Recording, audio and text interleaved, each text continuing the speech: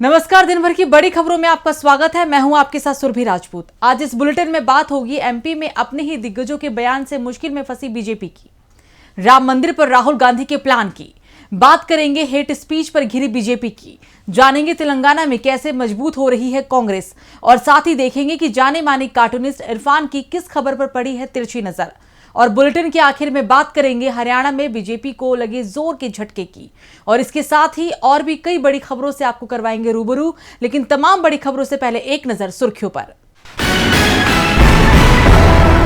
Anand Vihar railway station पर कुलियों से बातचीत का वीडियो कांग्रेस ने सोशल मीडिया एक्स पर किया शेयर। राहुल बोले, 2 वक्त की रोटी को संघर्ष कर रहा देश का नागरिक। संसद में अभद्र टिप्पणी करने वाले बीजेपी सांसद रमेश भिदोड़ी को मिली बड़ी जिम्मेदारी, बीजेपी ने राजस्थान के टोंक से जिला प्रभारी बनाया।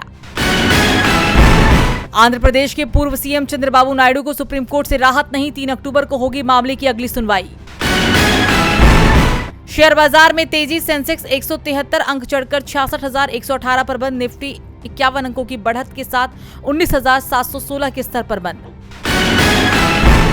ये तो थी सुर्खियां और अब बात आज की सबसे बड़ी खबर की। मध्य प्रदेश विधानसभा चुनाव में बीजेपी ने 8 दिग्गजों को चुनाव मैदान में उतार दिया, जिसमें 3 केंद्रीय मंत्री भी शामिल हैं।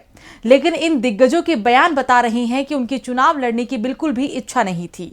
ये तो अपने समर्थक को टिकट दिलाने की कोशिश कर रहे थे, लेकिन पार्टी ने उन्हें ही टिकट थमा दिया, जिससे दिग्गजों के साथ पार्टी ही मुश्किल में दिख रही है। मध्य प्रदेश विधानसभा चुनाव के लिए बीजेपी की दूसरी सूची में 3 केंद्रीय मंत्री सहित 7 सांसदों को टिकट दिया गया है। साथ ही पार्टी के राष्ट्रीय महासचिव कैलाश विजयवर्गीय को भी मैदान में उतार दिया है, जिससे पार्टी नेता भी हैरान दिख रहे हैं। विजयवर्गीय दावा कर रहे हैं कि उनकी 1% भी इच्छा चुनाव लड़ने की नहीं थी। वो तो हेलीकॉप्टर में बैठकर चुनाव प्रचार करने की रणनीति बना रहे थे, लेकिन अब लोगों के सामने हाथ जोड़ने पड़ रहे हैं। दरअसल कैलाश विजयवर्गीय को बीजेपी ने इंदौर 1 से टिकट दिया है। वहीं दिमनी से नरेंद्र तोमर को चुनाव मैदान में उतारा गया है। यह पहला चुनाव है जब बीजेपी ने अपने चुनाव अभियान समिति के प्रमुख को भी मैदान में उतार दिया है। नरेंद्र तोमर को तो समझ में ही नहीं आया कि हुआ क्या है। 24 घंटे तक उन्होंने मीडिया के सवालों के जवाब ही नहीं दिए। बाद में उन्होंने कहा कि पार्टी की इच्छा है, आगे देखो क्या होता है। तो साफ है कि तोमर भी विधानसभा का टिकट मिलने से खुश नहीं हैं। प्रहलाद पटेल और फग्गन सिंह कुलस्ते भी बेचैन दिखाई दे रहे हैं। बीजेपी के दिग्गजों की नाराजगी की सबसे बड़ी वजह यह है कि उन्हें ऐसी सीटों पर उतारा गया है जो कांग्रेस का गढ़ है, तो दूसरी तरफ पार्टी में बगावत भी हो गई है। सीधी में बीजेपी ने सांसद रीति पाठक को टिकट दिया है, जिसके बाद यहां से बीजेपी के विधायक केदारनाथ शुक्ला ने बगावत के संकेत दिए हैं। टिकट के दूसरे दावेदार बीजेपी के पूर्व जिला अध्यक्ष डॉक्टर राजेश मिश्रा ने बीजेपी से इस्तीफा दे दिया है। सतना सीट से सांसद गणेश सिंह प्रत्याशी बनाए गए हैं, जिसके बाद शिवा चतुर्वेदी ने पार्टी छोड़कर निर्दलीय चुनाव लड़ने के संकेत दिए हैं। यहां से पूर्व विधायक शंकर लाल तिवारी भी बगावत कर सकते हैं। श्योपुर विधानसभा सीट से पूर्व विधायक दुर्गा लाल विजय त्रिपाठी बनाए गए हैं, जिसके बाद पूर्व जिला अध्यक्ष राधेश्याम रावत ने इस्तीफा दे दिया है। मैहर सीट से श्रीकांत चतुर्वेदी को कैंडिडेट बनाया गया है और इस सीट पर बीजेपी से विधायक नारायण त्रिपाठी ने चुनाव लड़ने का ऐलान पहले ही कर दिया है। नागदा खाचरोद विधानसभा क्षेत्र से डॉक्टर तेज बहादुर सिंह को टिकट दिए जाने से नाराज लोकेंद्र मेहता ने निर्दलीय चुनाव लड़ने का ऐलान कर दिया है। मतलब साफ है कि दूसरी सूची के बाद बीजेपी मुश्किल में घिर गई है। एमपी में बीजेपी का कोई दाव नहीं काम करता दिखाई दे रहा है, तो दूसरी ओर कांग्रेस सांसद राहुल गांधी के दाव बीजेपी की परेशानी बढ़ाने का काम कर रहे हैं। बीजेपी 2024 के चुनाव में राम मंदिर को मुद्दा बनाने की तैयारी में थी, लेकिन राहुल ने बीजेपी के प्लान की अभी से ही हवा निकाल दी है। तो क्या है राहुल की रणनीति, देखिए रिपोर्ट। अयोध्या में राम मंदिर के पहले चरण का काम दिसंबर के अंत तक पूरा हो जाएगा। इसके बाद रामलला की मूर्ति की प्राण प्रतिष्ठा अगले साल 22 जनवरी को हो सकती है। 20 से 24 जनवरी के बीच किसी भी कार्यक्रम में शामिल होने के लिए प्रधानमंत्री नरेंद्र मोदी भी अयोध्या पहुंचेंगे। लेकिन अब खबर ये भी है कि मोदी के राम मंदिर पहुंचने से पहले ही राहुल गांधी मंदिर में पूजा अर्चना करने की तैयारी में है। दरअसल कयासों को और मजबूती उस समय मिल गई जब आचार्य सत्येंद्र दास से राहुल गांधी के सलाहकार और राजीव गांधी फाउंडेशन के सीईओ विजय महाजन की मुलाकात की खबरें सामने आई। आचार्य सत्येंद्र दास ने भी इस खबर की पुष्टि की है। उन्होंने कहा कि 1 सप्ताह पहले बातचीत हुई थी। विजय महाजन के अलावा कुछ कांग्रेसी नेताओं ने भी श्री राम जन्मभूमि मंदिर के मुख्य पुजारी से संपर्क किया था। आचार्य सत्येंद्र दास ने कहा कि राहुल गांधी से तिथि निर्धारण के बाद अयोध्या दौरे को अंतिम रूप दिया जा सकता है। आपको याद दिला दे कि ये वही पुजारी पुजारी हैं, जिन्होंने यूपी में भारत जोड़ो यात्रा की शुरुआत से पहले राहुल गांधी को यात्रा की सफलता के लिए पत्र लिखा था। लेटर में उन्होंने लिखा था कि मैं आशा करता हूं और प्रार्थना करता हूं कि जिस मिशन के लिए आप लड़ रहे हैं वो सफल हो। मैं आपको आपके लंबे जीवन का आशीर्वाद देता हूं। आप लोगों के हित में और लोगों की खुशी के लिए, सर्वजन हिताय सर्वजन सुखाय के लिए काम कर रहे हैं। मैं भगवान राम की कृपा आप पर हमेशा बनाए रखना चाहता हूं। कांग्रेस के आगे बीजेपी कमजोर पड़ती दिख रही है तो बीजेपी के नेताओं का धैर्य भी टूटता दिख रहा है, जो उनके बयानों में सामने आ रहा है। बौखलाए बीजेपी नेता हेट स्पीच का भी सहारा ले रहे हैं और ये हम नहीं कह रहे बल्कि हाल ही में सामने आए 2 रिपोर्ट कह रही है। पीएम मोदी देश से लेकर विदेश तक ये दावा करते हैं कि भारत में हेट स्पीच या फिर अल्पसंख्यकों को निशाना बनाने की कोई घटना नहीं हुई है। विदेश में पीएम मोदी लोकतंत्र की दुहाई देते नहीं थकते, लेकिन वहीं अब द ह्यूमन राइट और हिंदुत्ववाद समूहों ने भारत में अल्पसंख्यकों को लेकर कुछ आंकड़े पेश किए हैं। दोनों संगठनों ने रिपोर्ट जारी कर अल्पसंख्यकों पर हमलों और हेट स्पीच के आंकड़े पेश किए हैं। हिंदुत्ववाद ने अपनी हाफ ईयरली रिपोर्ट में कहा है कि 17 राज्यों में 255 कार्यक्रम हुए, जिसमें मुस्लिम विरोधी भाषण दिए गए। रिपोर्ट के मुताबिक इनमें से करीब आधे कार्यक्रमों को आयोजित करने वाले संगठन राष्ट्रीय स्वयंसेवक संघ से जुड़े हैं। हिंदुत्ववाद के अमेरिकी research project anti Muslim hate speech events in India की रिपोर्ट के मुताबिक इस साल 6 महीने में देश भर के 17 राज्यों में इस तरह के 255 कार्यक्रम हुए, जिनमें से 80% यानी 205 बीजेपी शासित राज्यों में और केंद्र शासित प्रदेशों में हुए हैं। कुल कार्यक्रमों में से 42% को करने वाले समूह आरएसएस से जुड़े हैं। वहीं 70% कार्यक्रम उन राज्यों में हुए हैं जिनमें साल 2023 या 2024 में चुनाव होने वाले हैं। हिंदुत्ववाद की रिपोर्ट में इस पर भी जोर डाला गया है कि महाराष्ट्र, कर्नाटक, मध्य प्रदेश, राजस्थान और गुजरात में सबसे ज्यादा इस तरह के कार्यक्रम हुए हैं। 29% कार्यक्रम सिर्फ महाराष्ट्र में हुए। आपको बता दें कि यह रिपोर्ट ऐसे समय में जारी की गई है जब देश में लोकसभा में बीजेपी नेता रमेश बिधूड़ी की टिप्पणी को लेकर बवाल मचा हुआ है। बीजेपी का एक भी दांव सफल होता नहीं दिख रहा है तो अब बीजेपी ने संवैधानिक पदों पर बैठे लोगों की भी मदद लेना शुरू कर दी है। ये आरोप बीजेपी पर कांग्रेस के दिग्गज नेता ने ही लगाया है। तो क्या है पूरा मामला, देखिए ये रिपोर्ट। जैसे जैसे चुनाव करीब आते हैं वैसे वैसे राजनेता अपने घरों से बाहर निकलकर जनता से मुलाकात करते हैं।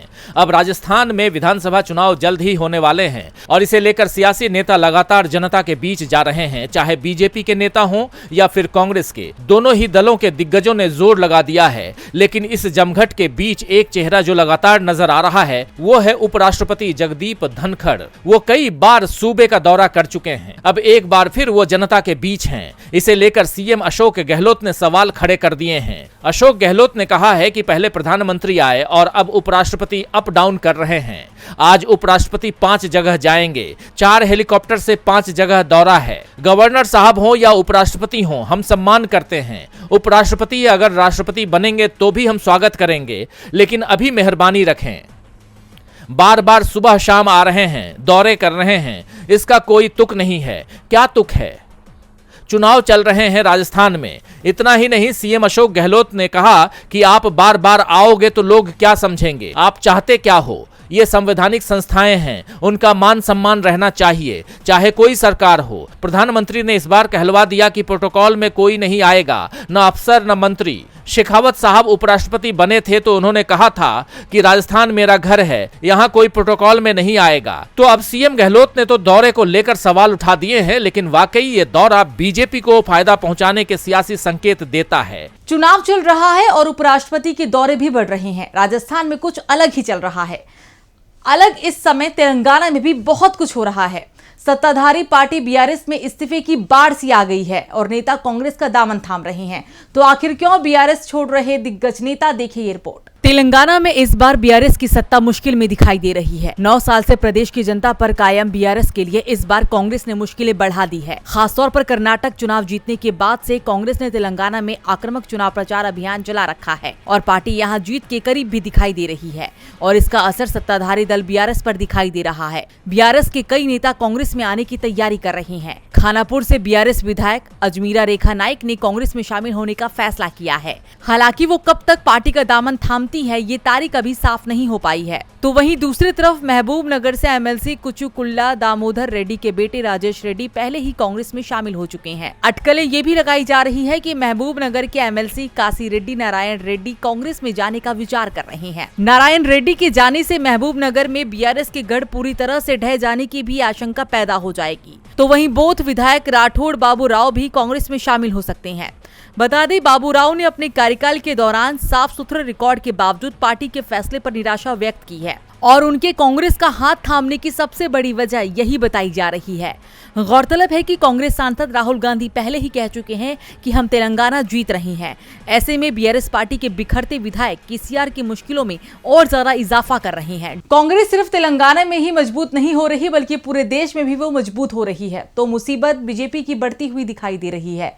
खासतौर पर मणिपुर में तो बीजेपी की सरकार पर ही सवाल खड़े हो गए हैं।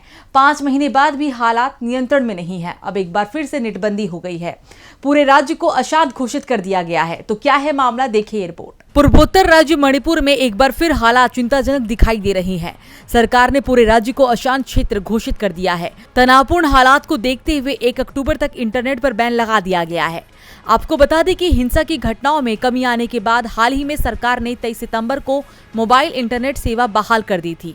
लेकिन इंटरनेट चालू होने के बाद सोशल मीडिया पर वायरल हुई एक तस्वीर ने राज्य सरकार के सारे दावों की पोल खोल दी। 3 दिन पहले ही सीएम बीरेंद्र सिंह ने कहा था कि इलाके में हालात काबू में है। अब इसी कड़ी में कांग्रेस अध्यक्ष मल्लिकार्जुन खड़गे ने पीएम मोदी पर हमला करते हुए सोशल मीडिया एक्स पर लिखा है कि 147 दिनों से मणिपुर के लोग परेशान हैं, लेकिन पीएम मोदी के पास राज्य का दौरा करने का समय नहीं है। इस हिंसा में छात्रों को निशाना बनाए जाने की तस्वीरों ने एक बार फिर पूरे देश को झकझोर कर रख दिया है। अब यह स्पष्ट है कि इस संघर्ष में महिलाओं और बच्चों के खिलाफ हिंसा को हथियार बनाया गया था। खूबसूरत राज्य मणिपुर को भाजपा के कारण लड़ाई के मैदान में बदल दिया गया है। अब समय आ गया है कि पीएम मोदी भाजपा के अक्षम मणिपुर मुख्यमंत्री को बर्खास्त करें। किसी भी आगे की उथल पुथल को नियंत्रित करने के लिए पहला कदम होगा। कांग्रेस मीडिया सेल के प्रभारी और कांग्रेस महासचिव जयराम रमेश ने मोदी पर निशाना साधते हुए लिखा कि प्रधानमंत्री झूठ, गालियां और अपमान करने की अपने ट्रेडमार्क निशान को पीछे छोड़ते हुए कई राज्यों में घूम रहे हैं, लेकिन उन्हें मणिपुर जाने के लिए एक दिन भी क्यों नहीं मिल पाता, ये समझ से परे है। आज फिर मणिपुर में 5 दिनों के लिए इंटरनेट सेवाएं निलंबित कर दी गई है। परेशान करने वाला एक वीडियो सामने आया है जो हालात सामान्य होने के दावों का पूरी तरह से मखौल उड़ा रहा है। लेकिन जहां तक मणिपुर का सवाल है, प्रधानमंत्री को कोई भी बात ना तो हिला सकती है और ना ही विचलित कर सकती है। मणिपुर के बिगड़ते हालातों के बाद देखते हैं कि जाने माने कार्टूनिस्ट इरफान की किस खबर पर पड़ी है तिरछी नजर।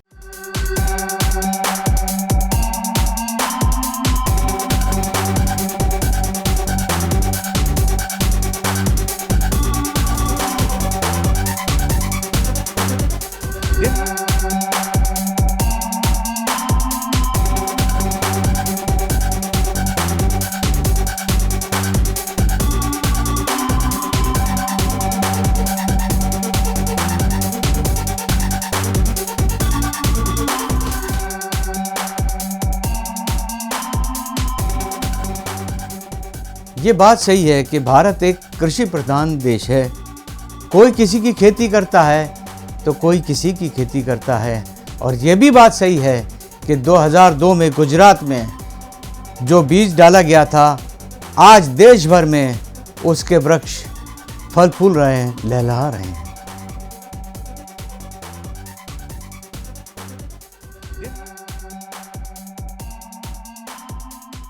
तो बहुत बहुत शुक्रिया इरफान जी। और बुलेटिन की आखिर में बात हरियाणा में बीजेपी को लगे बड़े झटके की। देश भर में लोकसभा चुनाव को लेकर सरगर्मियां तेज हो चुकी हैं और इसको लेकर सभी राजनीतिक दल अपनी अपनी तैयारियों में जुटे हुए हैं। नेताओं के भी पार्टी छोड़ने का सिलसिला जारी हो चुका है। खासतौर पर बीजेपी को एक के बाद एक अलग अलग राज्यों में बड़े झटके मिल रहे हैं। इसी कड़ी में डबल इंजन की सरकार को एक और झटका लगा है। देखिए पूरी खबर इस रिपोर्ट में। हरियाणा में 2014 से बीजेपी और जेजेपी के गठबंधन की सरकार है, लेकिन ये गठबंधन आगे और कितने दिन रहने वाला है, इसको लेकर के हर किसी के मन में सवाल उठते रहे हैं, क्योंकि सत्ताधारी गठबंधन में दोनों ही दलों के नेता एक दूसरे पर निशाना साधने का कोई मौका नहीं छोड़ते। इससे यही लग रहा है कि लोकसभा चुनाव से पहले ये गठबंधन टूट जाएगा। वहीं अब जो खबर सामने आई है उससे यह साफ हो गया है कि सिर्फ गठबंधन ही नहीं, बीजेपी खेमे में भी सब कुछ ठीक नहीं चल रहा है। दरअसल लोकसभा और हरियाणा विधानसभा चुनाव से पहले बीजेपी को बड़ा झटका लगा है। हरियाणा के पूर्व मंत्री जगदीश यादव ने बीजेपी को अलविदा कह दिया है और कांग्रेस का हाथ थाम लिया है। जगदीश यादव ने अपने समर्थकों के काफिले के साथ दिल्ली स्थित राज्यसभा सांसद दीपेंद्र सिंह हुड्डा के आवास पर पहुंचे। दीपेंद्र सिंह हुड्डा सहित कई कांग्रेसी नेताओं की मौजूदगी में कांग्रेस पार्टी में शामिल हो गए।